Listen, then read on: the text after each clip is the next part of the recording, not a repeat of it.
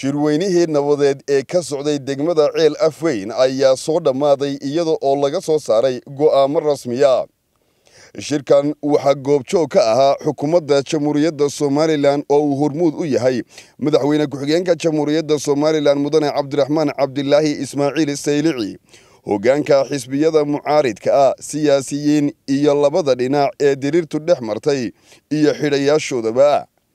gudoomiyaha shirka Sheekh Cabdilaahi Sheekh Cali Jawhar iyo Sheekh Maxamed Sheekh Cumar Dirir ayaa ka hor go'aamadaasi waxay halkaasi ka soo jeediyeen hadallo kooban oo ku saabsan go'aamada ay soo saari doonaan.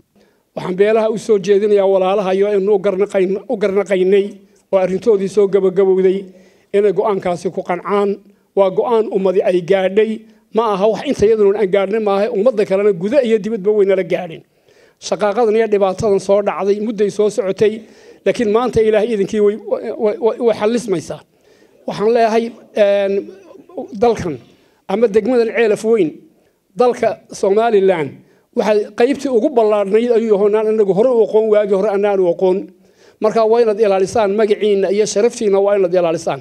walaalo xafiltamay way xoolo yareeyaan oo xabaalo badiyaan baa la yiri. xoolahooduna wuu yaraadaa xabaalahoogina waa u bataa. marka waxaanu idin kula talinaynaa go'aankan inaad qaadataan, sharafta aad ilaalisaan, nabadgelyada aad ilaalisaan. ninba waxa la yiri magaciisa loo oran jiray Indhayeyle iyo loo oran jiray Indhayeyle. marka ninba la taliyo wuxuu war hebelow war magacaaga Indhayeyle lagu yiraahdo. wixii arrin kula soo gudboonaada dhanka wanaagsan uu ka joogsuule. haddaad ka joogsan weydo dhanka wanaagsan magacaaga daahirka ahi nijaas buu noqon doonaa. Indhayeyle uun baa lagu oran doonaa buuri. magaca hadaba Ceel Afweyn ka ilaaliya. haddii aad wanaagiina wadataan Ceel Afweynkiina soo idin ahaanaya. haddaad laakiin nabadda kala dhantaashaan maxaa garab yaala odaygii Indhayeyle la yiri waxa odaygu kula dardaarmuu war magacaagu hadhow Indhayeyle noqon doonaa buuri. Ceel Afweyn uu noqon doonaa magaciinu cid waliba Ceel Afweyn uu idinku yeeri doontaa. waxaan aad iyo aad ugu rajo weynahay in beelaha walaalaha ah ee martida u ah maanta u fadhiya ay qaadan doonaan 3 sababood. ta ugu horeysa weeyana waa raggeedii waa dad gob ah geed jooga gartoodana yaqaana. taas waa qodobka labaad waxa weeye heshiisyadan kuwa hore iyo kuwa dambeba 90% wax ku dhow waxay yihiin wax iyaga xaggooda ka soo fulay oo ama la isla saxeexay ama wax lagu qaatay. shaygan haddaad ama ogolaato ama wax ku qaadato shareecada ku xisaabtan bay siinaysaa waa lagu xisaabtamaya. arrinka saddexaad ee runtii sabab ugu noqonaya ama u sahlaya inay qaataan waxa weeye shareecadii oo lagu saleeyay. sharciga wixii lagu saleeyana iimaankeenu wuxuu ina farayaa inagu waajibinayaa inaan ka warwareegin aynu qaadano. afayeenka shirka Sheekh Ismaaciil Cabdi Hurre ayaa halkaasi waxa uu kaga dhawaaqay go'aamadii rasmiga ahaa ee ay soo saartay guddidaasi. qodobka koowaad xukunka dagaaladani waxay ahaayeen qaar qabiil fitno ah xaaraan ah sida ku cad qur'aanka kariimka iyo xadiiska rasuulka.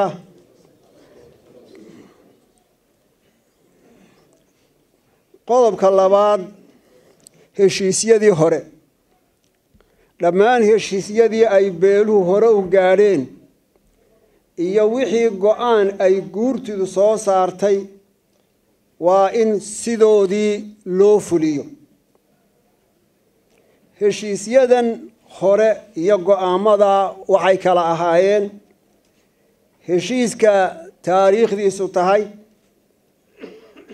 2 bishii 9 2017 ee dhex maray ardaayada Baha Faarax iyo Idarays. heshiiska taariikhdiisu tahay 9 bishii 9 2017 ee dhex maray ardaayada Axmed Faarax iyo Jibriil Xasan. heshiiska taariikhdiisu tahay 9 bishii 9 ee dhex maray ardaayada Baho Jibriil Xasan iyo Reer Maxamuud. go'aanka guurtida ee taariikhdiisu tahay 12 bishii 9 2017 5 go-aanka guurtida ee taariikhdiisu tahay 10 bishii 3 2018 fiiro gaara eeg dhammaan qoraalada heshiisyadan iyo go'aamada ku lifaaqan oo 5 heshiisba aanu galka u soo gelin doona dhinacyada.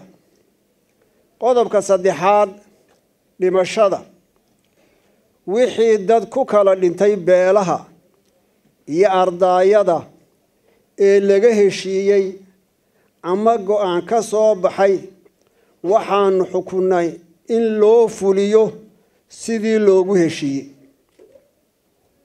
qodobkiisa 2 wixii aan hore heshiis ama go'aan ka soo bixin ee ku saabsan dhimasho dhaawac iyo hanti waxaanu beelaha ugu kala xukunay sidan: beesha Sacad Yuunis waxaanu u xukunay 11 qof oo kala ah 5 nin oo ku dhintay fadhigaab iyo dhidinka oo loogu xukumay beesha Axmed Faarax. beesha Axmed Faarax 5 nin oo ku dhintay Ceel Afweyn oo loogu xukumay Baho iyo Axmed Faarax. waxa kale oo Baho loogu xukumay gabadhii yarayd ee dhimashadeedu ugu dambeysay. ninka ay ku dacwiyeen beesha Sacad Yuunis inuu ku dhintay dhaawac ka soo gaadhay dhagax ku dhacay ee aan la isla qirin waxaanu go'aaminay in dib loo dhigo xukunkiisa inta la isla hubinayo ama ay dhinacyadu isla hubinayaan. beesha Baho waxaanu u xukunay magta 2 nin oo ku dhintay deegaanka Darar Weyne oo aanu ugu xukunay beesha Sacad Yuunis. beesha Axmed Faarax waxaanu u xukunay magta 6 nin oo ku dhintay fadhigaab iyo dhidinka oo aanu ugu xukunay beesha Sacad Yuunis. beesha Idla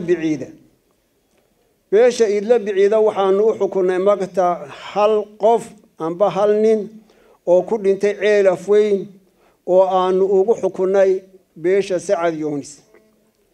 dhammaan xukunka 20 qof waxaanu u cuskanay ogolaanshaha dhinacyada. magta raggani waa 100 halaad gabadhuna waa 50 halaad sida shareecada islaamku ay qabto. magta waxa iska leh dad kale dhaxalka dadka dhintay la isumana tuuri karo. dhinac waliba waxa waajib ku ah inay bixiyaan magta lagu leeyahay.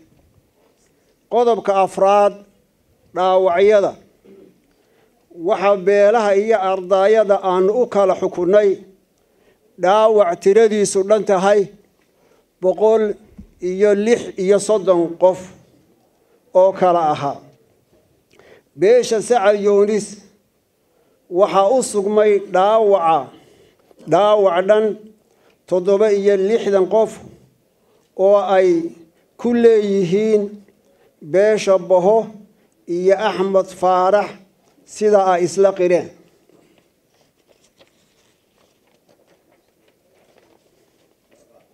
beesha Baho waxa u sugmay dhaawac 55 qof oo ay ku leeyihiin beesha Sacad Yuunis sida ay isla qireen.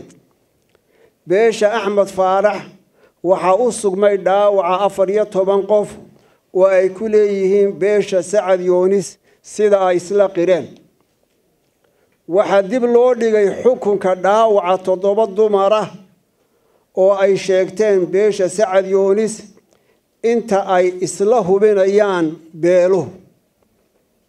dhammaan dhaawacyada waxaa loo mudeeyey in la xaqo marka ay bogsadaan guud ahaan. qodobka shanaad deegaanka iyo dhulka.